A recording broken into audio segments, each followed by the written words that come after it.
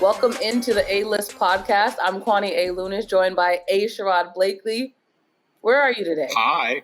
Today, we are coming to you live and direct from, we're in New Orleans. We are in New Orleans for the holidays. This is where we decided to have the entire family convene. It's warmer than Boston, as Kwani can probably attest to. A few degrees.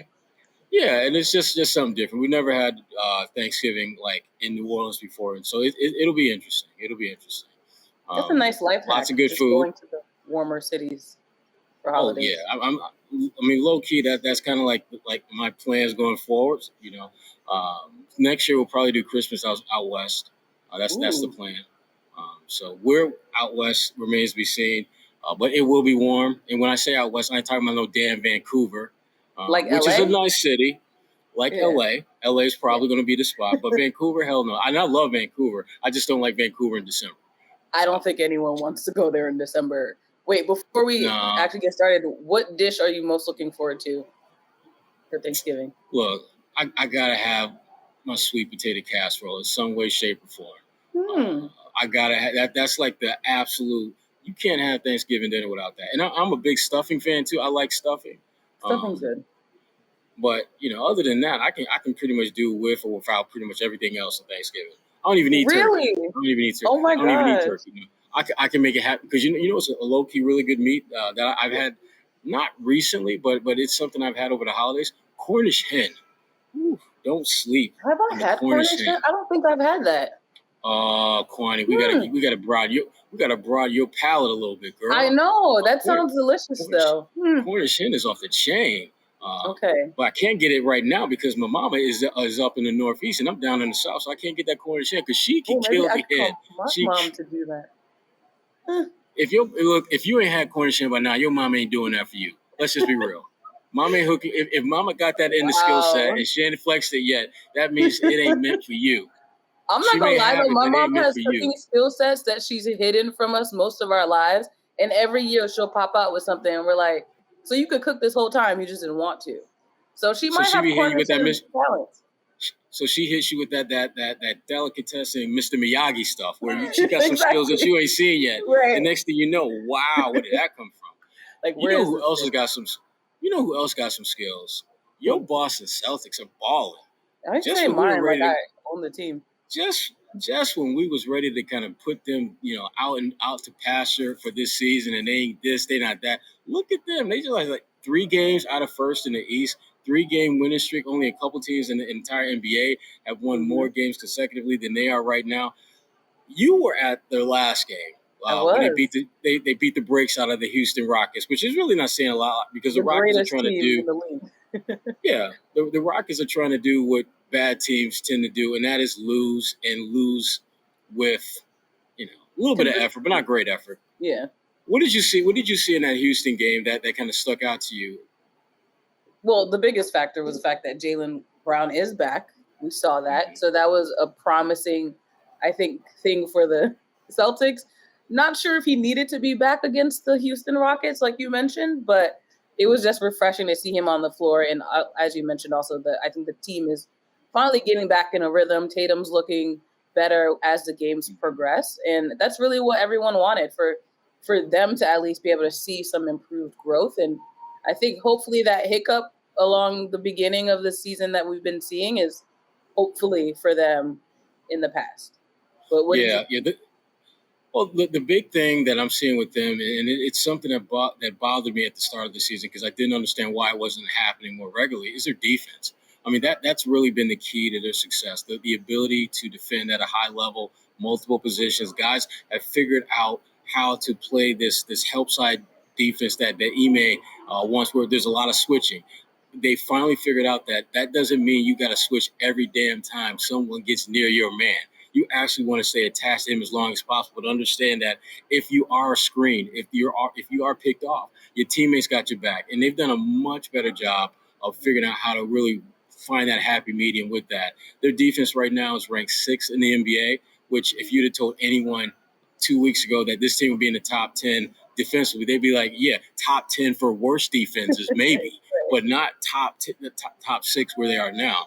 and they're getting it done with a lot of different guys. And to your point about the Houston game, the thing that jumped out to me about that game was because again, I'm watching this game on my computer, and the efficiency that their top guys played with jumped out at me. I mean, like Jaylen had 19 points, and he did that, I think it was like 23 minutes? 23 minutes.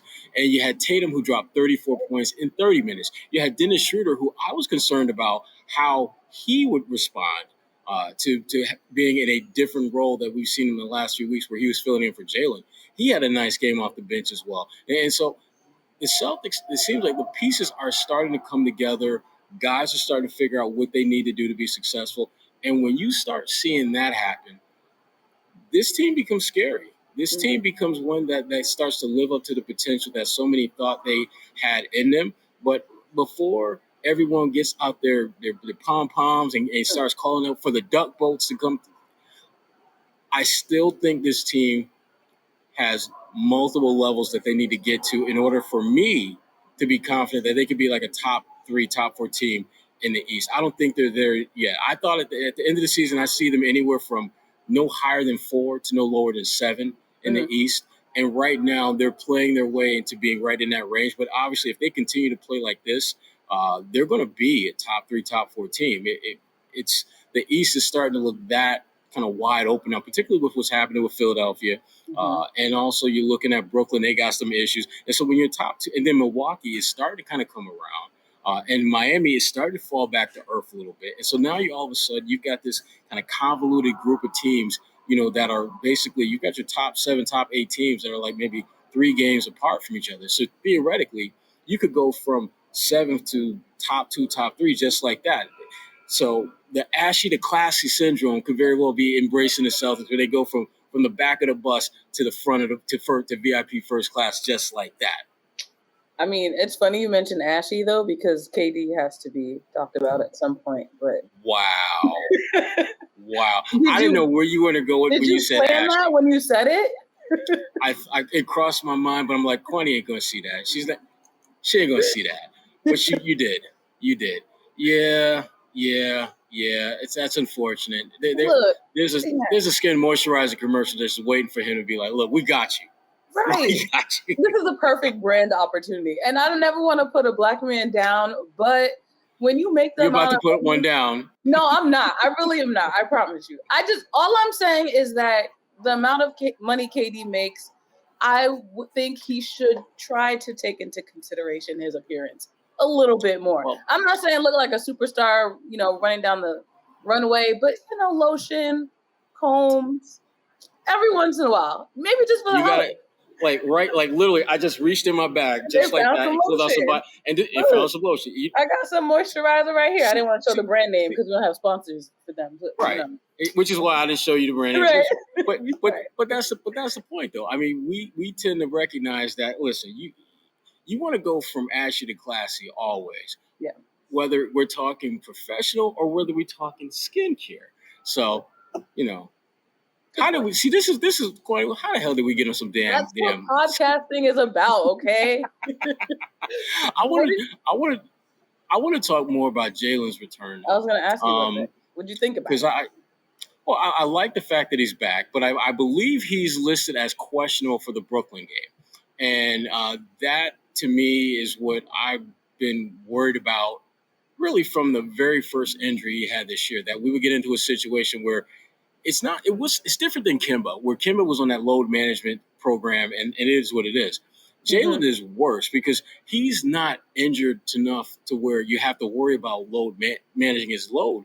It's just that injuries and setbacks and soreness will it seem like they're going to impact him more frequently than they do other players. And so then he could literally go from having a game like he did the other night, get a day off in between, and then be questionable for the next game because of soreness that accumulates in a short period of time. And that, to me, makes it very difficult for this team to really be at its best, be as Brad Stevens likes to say, the best version of itself. Because as much as Dennis Schroder has looked good filling in for Jaylen, the best version of this team has Jaylen Brown in that starting lineup, not Dennis Schroder. And so I'm a little concerned that we're going to be seeing this pattern where he's going to have 2 or 3 good games, then he's going to have to sit. and he's going to have another 2 or 3 games, and then he's going to sit for another 2 or 3 games. And then at the end of the season, you're going to look at his line, and he's going to have missed like 15, 20 games. And that makes it a little tougher to really develop the continuity that you're looking for and that you need in order to be one of the top tier teams in the East. So I'm just curious what your thoughts are on just Jaylen and just his, in again, out again, in again, out again with the lineup. Makes me think about double dutch. Oh my God, yeah, that's a good analogy. But that's another story. To your point, on Monday night in that game against Houston, there was a time during the game where Jaylen fell on his back. I think he just fell. It wasn't even anything generally concerning because players fall all the time. That's the nature of the game. But I do remember thinking when he fell and then he was a little slow to get up, the red flag automatically went up for me. And it was probably due to you and the way you've been so concerned about his injuries. I'm telling when you. You see someone fall like that and it may not be serious, you still get concerned because it's like a baby that you need to protect because if they fall the wrong way that they might not come back from it. We just got all the puns and just analogies today. Damn. Oh, and wrap him in bubble wrap, basically, and make sure he doesn't get injured because every time anything happens, it's like, oh, are you good?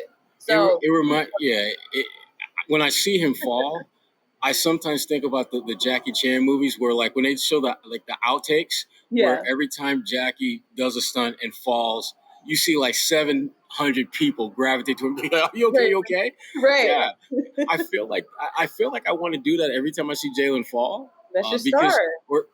Because he really is a star. I mean, as much as we talk about Tatum, who's amazingly awesome, it's got all these different things going on. I mean, hell, I can't go to the grocery store without seeing a bag of them damn Jayson Tatum hot.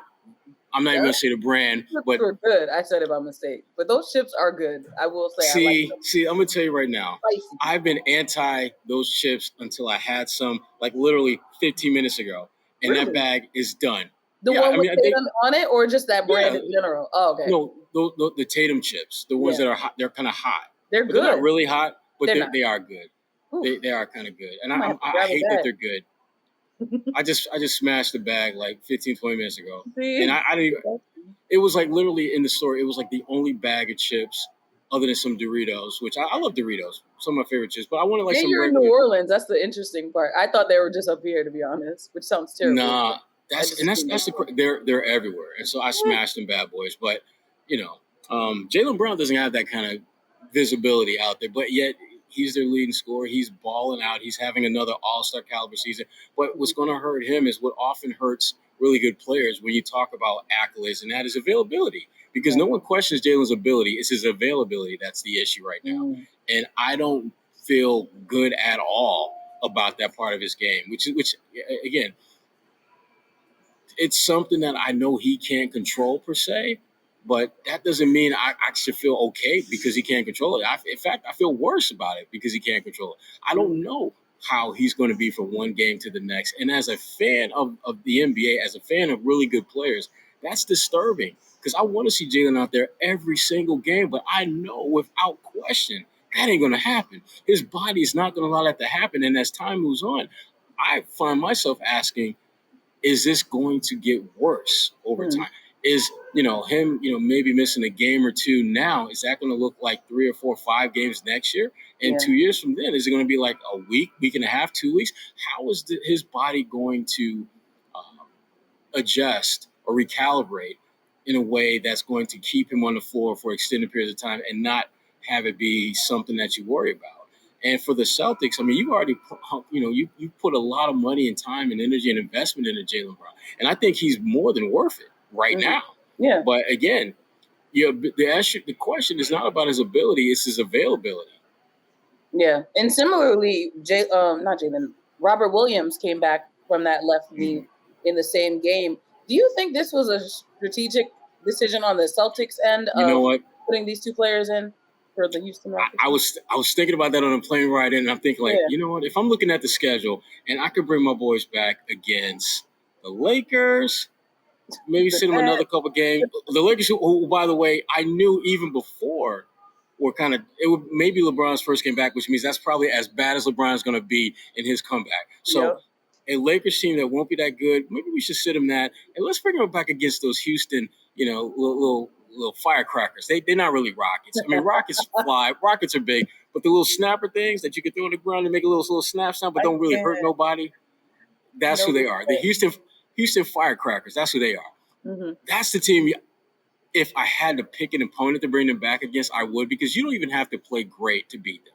You just have to play with a little bit of effort, and that's what they did. I mean, you mentioned Robert Williams. He only had 2 points, but damn, he had 15 rebounds in like 23 minutes? 23 minutes. So when you have a guy like Rob coming back, playing limited minutes, making that type of impact, that's what you want. And you get the W.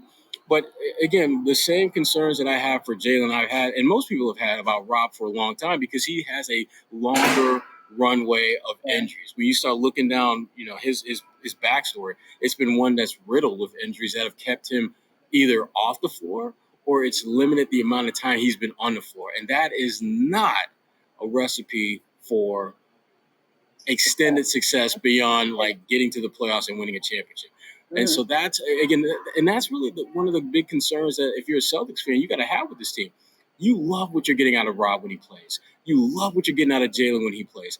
But when you can't really count on those guys to be there from day one, mm-hmm. That it's a little concerning. It's a little bit concerning, which puts a lot more pressure on Jayson Tatum to play at an uber all-star level. And shout out to Deuce, who I ain't seen enough of Deuce in the building. Shout out to my man. Shout out to Deuce Daddy and Deuce for actually seeing. Because again, when you see Deuce, you know things are good. Yeah. You know life is good. Mm-hmm. You know Tatum's happy. You know Tatum's in a good frame of mind when he's out there. There was a video that I saw where Tatum was just doing some little father-son ball handling drills, and Deuce was like, "Look, Dad, you see me trying to dribble this ball and I can't do it. What's going on?" And then Jaylen was and Jayson was just kind of doing some tricks with him. And of course, even though that stuff has absolutely zero to do with how Tatum's going to play, I still believe it has something to do with how he plays, because his mindset, his mind is in a good space when I think he's around and just feeling good about himself. You see that. And he's playing some great basketball right now. He's playing like the Jayson Tatum that has been an all-star each of the last couple seasons, who is arguably a top 10 talent in the NBA. So, and again, I like seeing him play the way he's doing now. And the best part about Tatum right now for me, I see less of that bitching and moaning about getting calls. He's just lowering his head and going to the cup.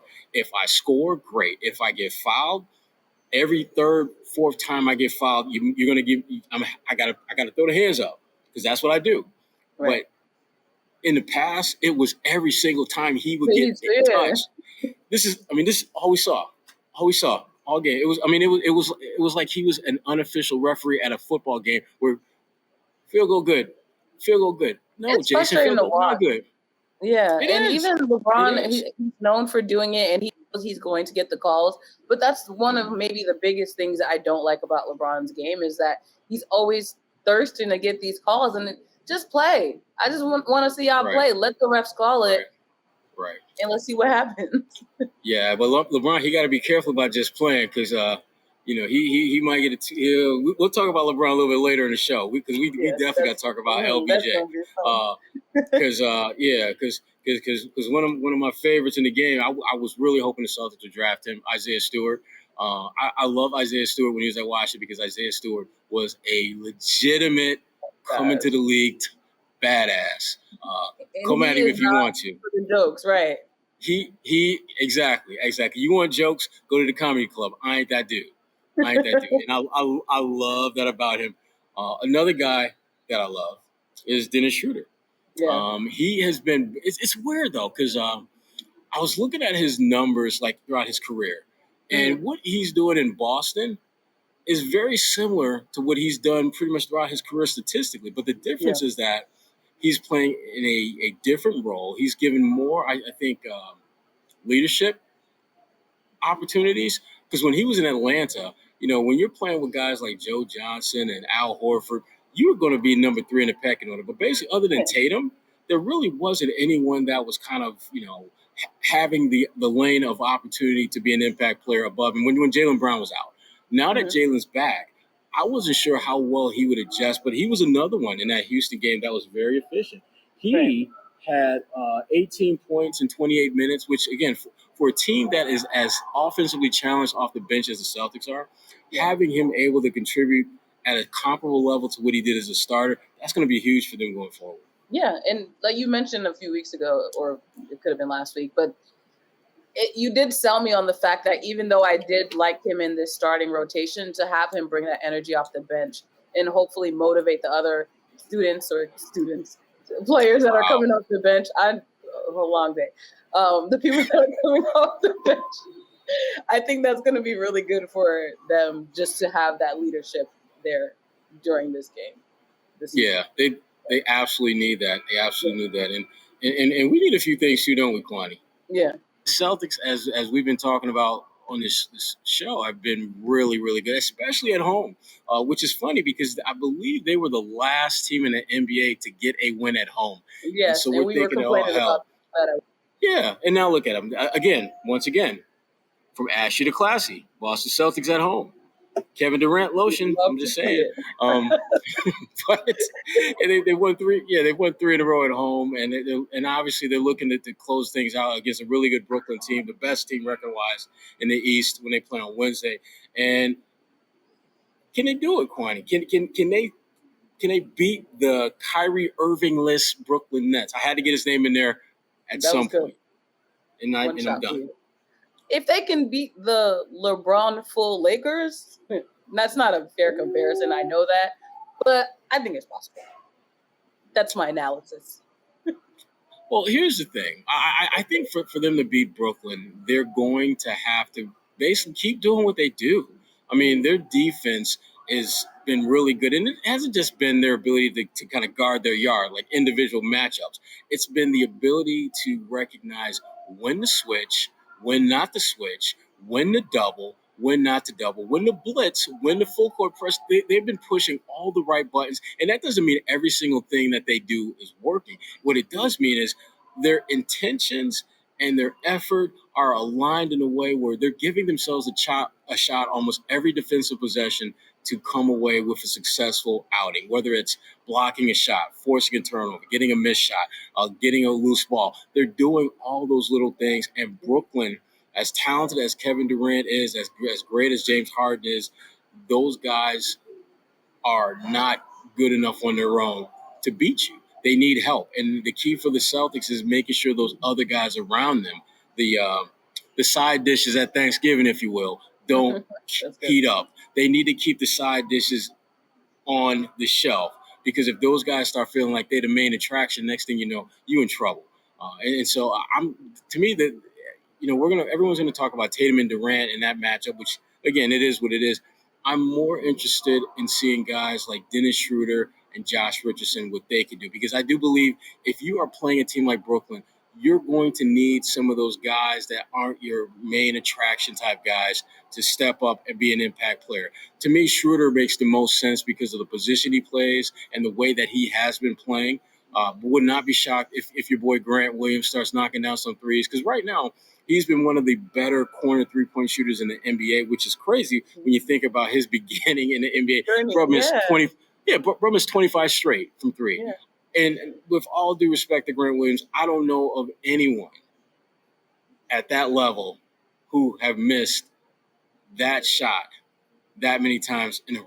Don't know anyone, because typically, even unless it's like a 7'3" center who is taking like desperation heaves at the end of quarters, that's different. But Grant was actually just lining up, trying to make shots. So I give him a lot of credit for the way he's improved his game and has given himself a chance to help this team in a way other than just defense. Because him and I, we talked about it when he was out in Vegas for Summer League, and he was just there as a spectator, wasn't playing. Yeah. And he talked about how he wants to be more of a scoring threat when he's out there, because he knows that Tatum and Brown, they're going to draw a ton of attention, and the only way this team can be successful is if those guys around them are making themselves a threat. And he's done that. And teams still aren't respecting him. They let him shoot wide open all day long. Yeah. And I mean, full disclosure, if I was a defense, I would do the same damn thing. Absolutely. But there's going to come a point where they're going to be like, okay, bruh, we done letting you do what you do. We're going to guard you now. We actually going to try to D you up. Put him in the game plan. And you did mention a few weeks ago, I don't remember if it was Thanksgiving or Christmas, but there was a point in this podcast where you're going to have to issue an apology to Grant Williams. So I think we may be slowly approaching that date. Oh, hell no. Hell no.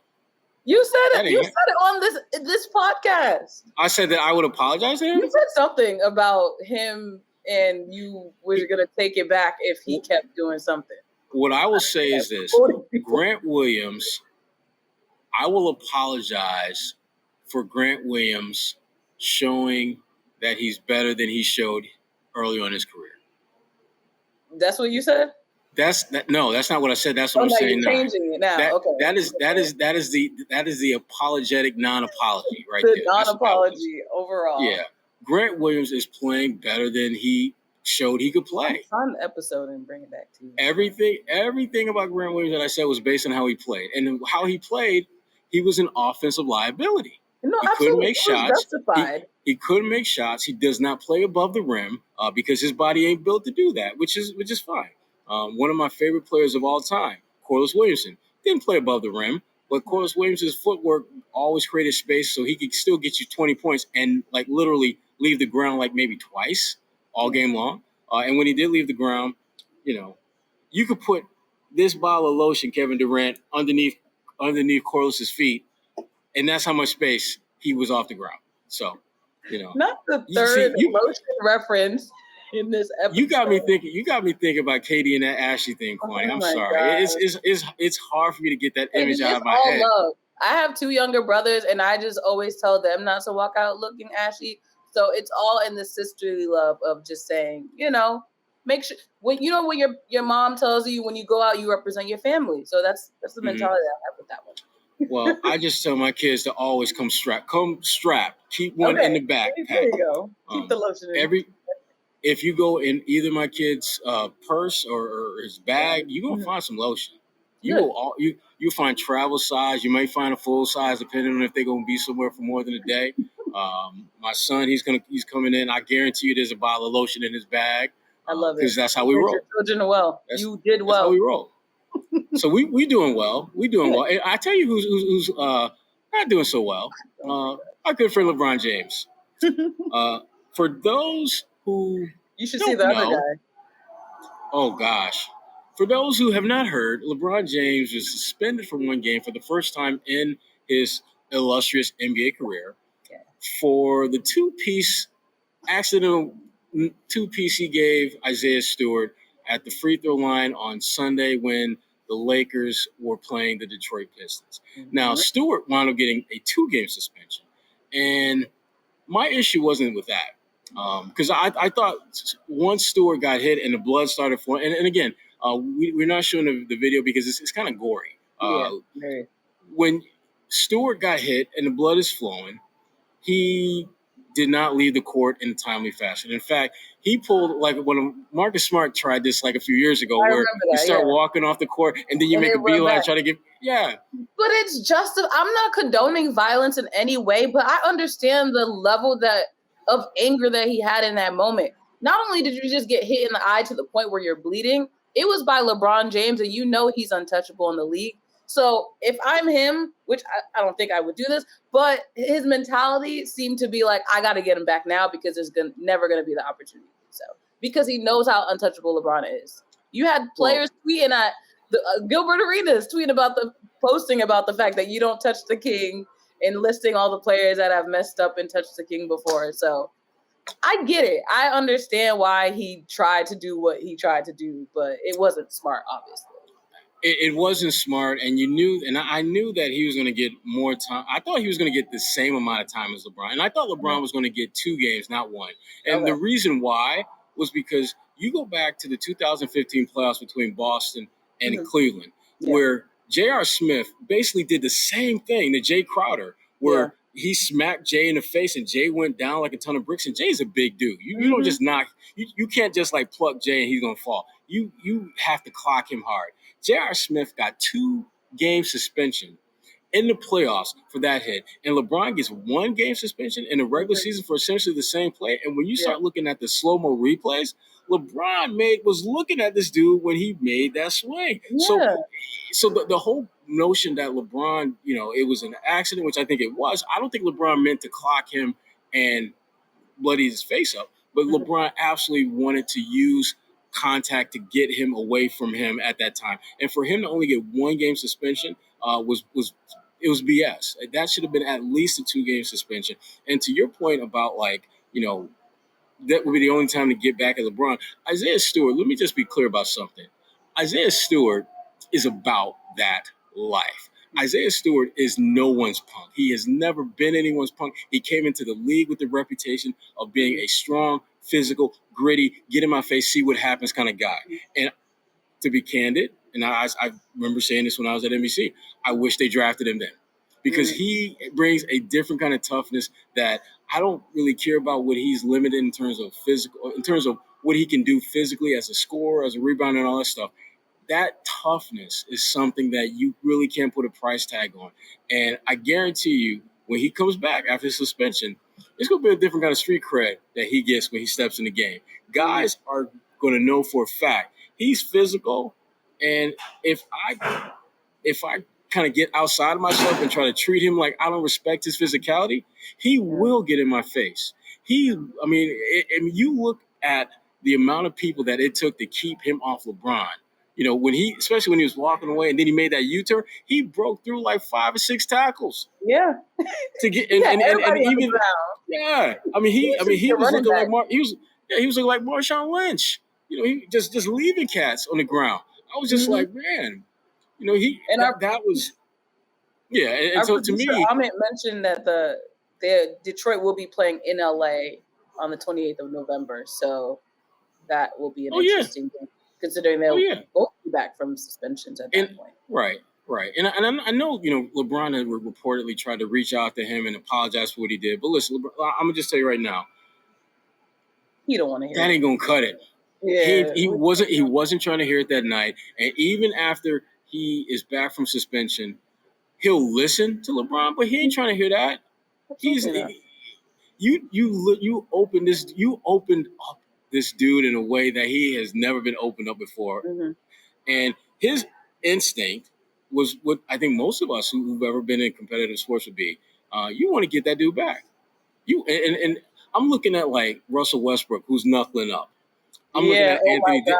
The MVP of that entire fight. And I'm looking at Anthony Davis, talking about, I don't understand why he was acting that way. I'm thinking, like, first of all, AD, just sit down, because this is what nobody asked. This is where the big boys who are about that life are having a conversation, and you're a big boy, but you are not about that life, so you sit down. Now, Russell, you can come to the table, because Russell, you kind of in that same vein. I kind of wish, and at the same time don't wish, that Isaiah would have saw that, because I don't think Isaiah was paying attention. I don't think Isaiah was paying attention to Russ, because I think if he saw Russ was ready to knuckle up, he would have fought him. Yeah, that would. He would have been like, oh, wait, because again, people don't. Isaiah Stewart is like 6'8", 6'9", about 255, 260. Russ 6'3", maybe 210. I'm gonna go with the big fellow on this one.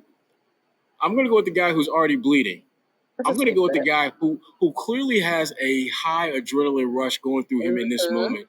He's ready. But I give Detroit security a lot of props for handling that, not letting it get out of hand.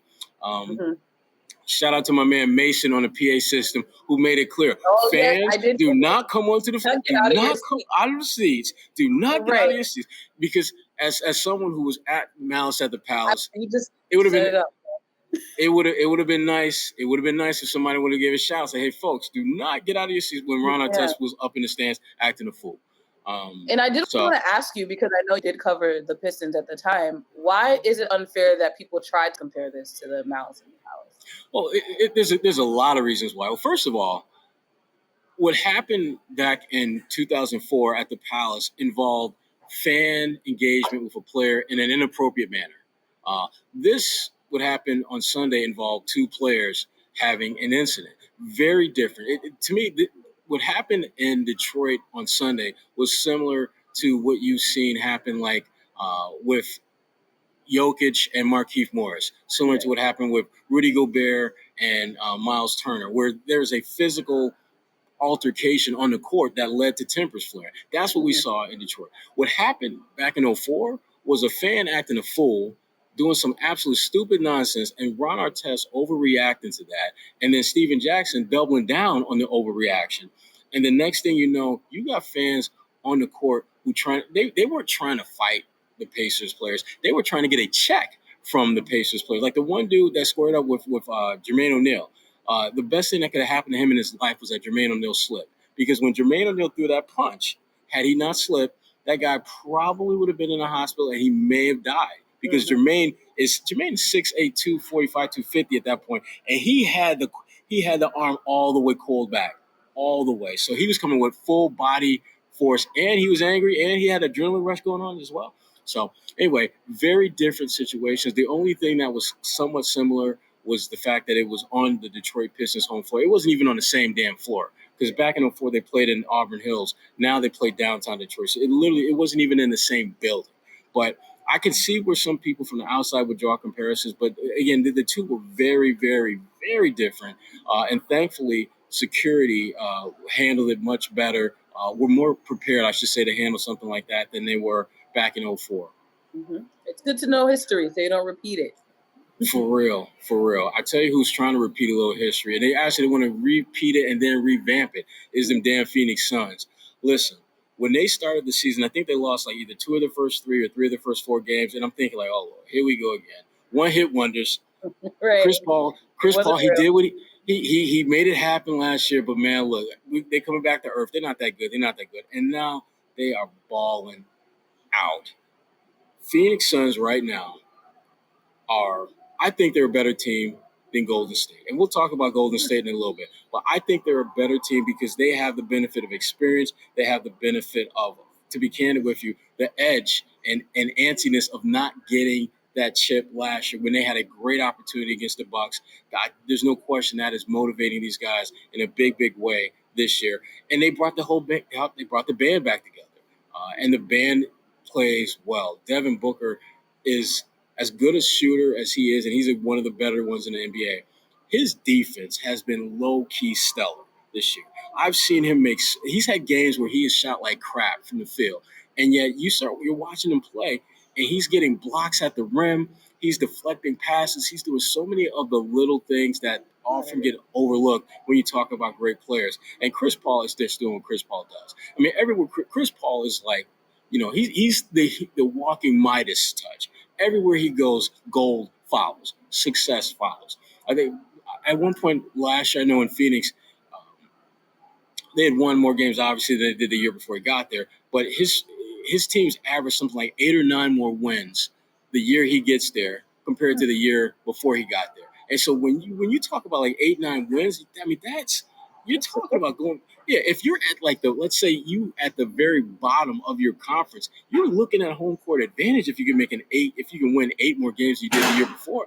Chris Paul has had that type of impact, and I mean, he's the ageless wonder.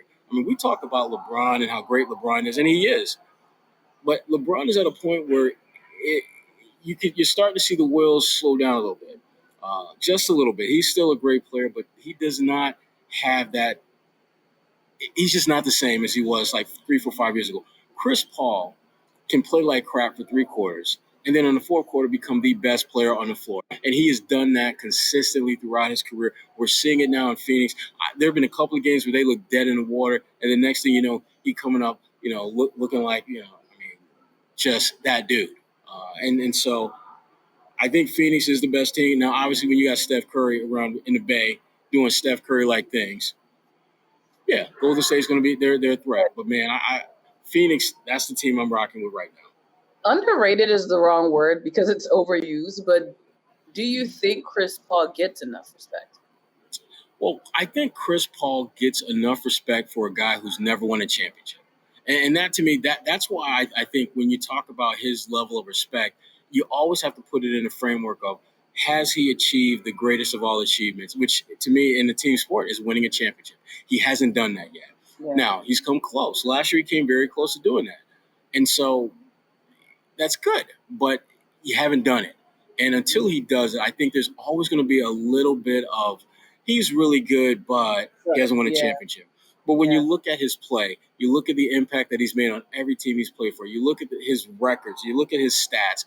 Chris Paul is one of the greatest players to have ever played in the NBA. And he may very well go down as the greatest player. If he doesn't win a championship, he may be the greatest player to never win a championship in the NBA.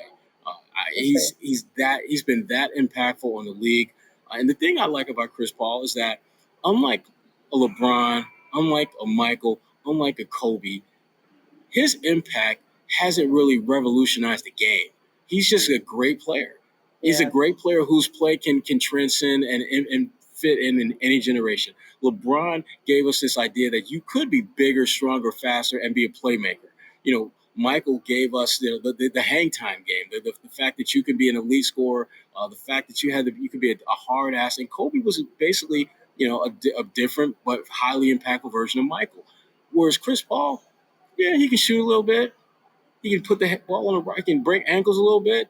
He can drop dimes. He can defend a little bit. But there's nothing about his game that tells you he's one of the greatest players because he can do this or he brings that. He's just a really, really good player. And that, I think, Kwani, is why a lot of people don't really give him the respect that his career body of work deserve because he doesn't wow you.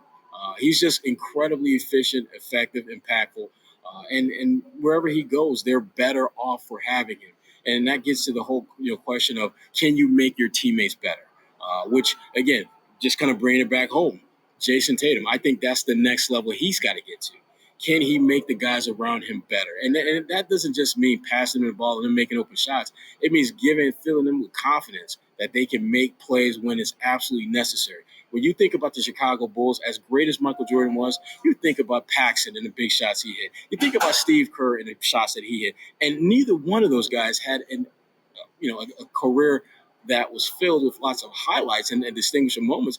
But playing with Michael helped them create a legacy and frankly, become difference makers in critical moments. And a lot of that has to do with the confidence that Michael filled them with. Confidence or fear, depending on how you want to look at it. Tatum needs to figure out which of those two lanes he needs to get to because I think Tatum, again, he draws so much attention. He's such a good player, and he's a better playmaker than I think people give him credit for. He's got to do a better job of making those guys feel as though they're the best players on the floor. You know who I would love to see Jayson Tatum play with? And it's obviously too late in the game for that. I would love to have seen him play with a guy like Jordan Crawford. Someone who has a tremendous amount of confidence. Yeah. Who I think would have been so much better playing with a guy like Jayson Tatum. Because I love Jordan Crawford. Love him to death. Crazy as hell. That would have brought to Tatum. What's that? What do you think that would have brought to Tatum? Just Tatum would have had that confidence? Tatum would have had a guy that with absolutely Teflon strong confidence, who believes that he's exceptionally good. And I think Dennis Schroder is kind of like that a little bit. I think you're getting that kind of confidence from Schroder, but again, I think Tatum needs more guys around him who feel confident, and Tatum can give them an opportunity to flex that confidence in games. Whereas now you got a lot of guys on this team who, I think I can play in the NBA. Yeah. Tatum's like, play. Be unapologetic about it. Yeah, I just remember when we were in Dallas and I was asking Tatum just about the Marcus Smart comments and all that stuff. And at one point, and this was Tatum's like low key flex, like, I've been playing this game for long. I'm gonna be all right. And it to me, in my head, that rang like, you do know that I'm Jason MF and Tatum, right? You do know I'm like really, really nice at the game. You do know that LeBron, boofed on him when I just got to the league. Didn't have it in his facial hair. I was hitting the baby face. You do realize that Giannis bank shot, game winner in his mug. I'm kind of nice. Mm-hmm. You need guys who feel that way about themselves. You need guys who feel as though they don't just belong in the game. They can stand out when they get an opportunity to. And that's, again, there's nothing Tatum can do per se to do that other than try to facilitate that. But guys have to come in, I think, with a different mindset because there's only so much Tatum can do to help fuel your confidence. At some point, you got to feel like you belong on that big stage. And I don't think they got enough guys on this roster who feel that way. I think they got enough guys on the roster who feel like I'm just glad I'm on the team. I'm just glad I can get some minutes. But you need guys who feel like, look, Jayson, I know you're nice, but you do realize that if you get me to rock like 6, 7, 8 times a game, I'm probably going to get like 15 points because I'm kind of nice. Dennis Schroder, I think he's the best example in this team of a guy that has benefited from having Tatum around because even though his numbers are similar to what he's done elsewhere, they're so much more impactful with this team because of where he has been in the pecking order of not just leadership, but just opportunity to be great. So, I'm excited about, this team. And that kind of ties to Marcus's comments when he called out the teams that obviously focused on Tatum and Brown. But to your point, if the rest of this roster was empowered enough to be the go-to man when everyone's locking up Jayson and Jaylen, that's how you build that depth as well. So it is. It is, and when you start looking at the teams that are kind of ahead of them a little bit in the pecking order, and I'm thinking teams like Miami, where they have lots of guys who are pretty good players, but they play with a different swagger because of Jimmy Butler. And Jimmy Butler, and you look at his entire career, he has no hesitation in putting you on blast if you ain't playing with that edge. I mean, brother showed up at practice in Minnesota and whipped all their asses and said, "This is what y'all gonna miss out on, deuces." To me, that's like one of the low key, amazingly awesome mic drop moments in basketball the last 10 years, where he basically showed up and just whipped their ass and just said, "I'm out." Yeah. That does not happen. But that's the ability to recognize when you've got studs and when you've got soft talent around you. And again, I'm Tatum. I'm not as worried about him. I am worried about the guys around him because I don't think that they play with the kind of confidence that they need to. And I'm also worried about him and Jaylen, not so much working well together, but figuring out how to better play off each other because it feels as much there's too much of them looking more like a relay team where if one's got the baton, that means the other one is standing around waiting for the baton to come back around to them. Whereas they need to be a little bit more like they need to be there's that runway space where you're exchanging the baton where both of y'all are running. They need to have that type of synergy. Because right now it's just basically like, okay, Tatum is running, here you go, Jaylen, and then Jaylen takes off. But there's rarely any connectivity between what they do, and they have to get better at that. And they will, because I think both of them are just adjusting to the new roles that they have. Where Jaylen, he's putting up numbers and he's making an impact, but he's still viewed as kind of the number 2. And Tatum, you're the number 1, but you're not really giving the type of leadership that the number 1s typically give. And so how can each of you get better at what you do? And I think that the main thing is to play together. You just got to play more together. But the problem with that, and we talked about this earlier, is Jaylen. You don't know if you're going to get him every night. Whereas Tatum, barring an injury or a cold or something, he's showing up every night to play. He ain't trying to miss no games. He's not that dude. And Jaylen, unfortunately, has got some help, has had like kind of different little health hiccups here and there that limit how much he's going to be out there. So they need to play more together. And I know they've had a lot of success on the same team, but in the roles that they have now, where they're the number 1 and number 2 option, they really haven't had long-term elite success getting deep into the playoffs in those roles. And so, I'm looking forward to seeing how this season progresses because what I'm seeing right now, they're trending in the right direction, but we still got another 3/4 of the season left to be played. So, I mean, it's a great start. Nice to hit that first turn doing well, but you still got another 3 more to go. Time to grow. Time to grow. And time to go, almost. Yeah. What have you been up to at your jobs?